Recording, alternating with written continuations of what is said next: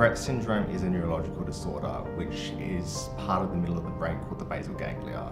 And basically what happens is that the wires in the brain just misfire, and it's not like typical people.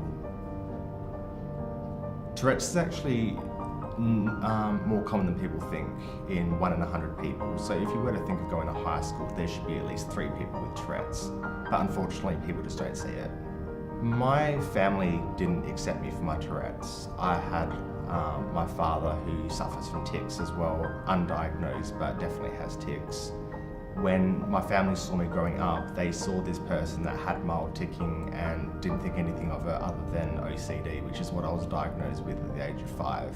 When my family finally saw my Tourette's blow up in full extent, they just assumed that I was faking it, and that's something that's really hard to get from family. A lot of people misunderstand my Tourette's thinking that it's a swearing condition, and that's not what it is. The swearing part of Tourette's is very misconstrued in the way that it's a part of Tourette's called coprolalia, and what coprolalia is it's not swearing, it's obscenity.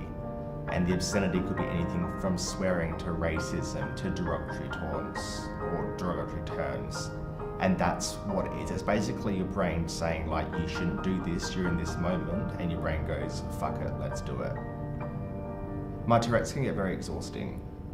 So there's times where I'll be laying in bed, and if the pillow behind me isn't set right or something like that, I'll start smacking my head against the bed. It can get quite sore at times. It is a lot of strain and wear and tear on your muscles. What do you want to communicate to people without Tourette's? What do you want them to know? What I want people without Tourette's to know is that we're just like any other person. We just have a different brain. Our brain just fires differently, but that doesn't make us scary. It doesn't make us any different. We still are normal people. We still have normal lives, and just accept us for that. We can't control the actions and sounds that we make, and as annoying as it is for some people to hear and watch, it's just as annoying for us as well. Living with Tourette's, do you have an uplifting message to give kids with Tourette's emerging and growing? My uplifting message for kids with Tourette's particularly is that it definitely does get better.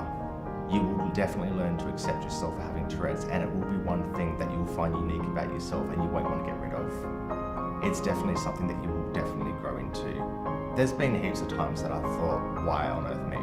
Why Tourette's? Why with me? What have I done to deserve this? I also face other problems such as borderline personality disorder, anxiety, panic disorder, and OCD, and BPD. So to have Tourette's on top of all of that is quite frustrating at times. But there's a lot of the times where I just say to myself, I realise that I am unique and it's a part of me, and I wouldn't know who I am without it. So it sort of gets me through.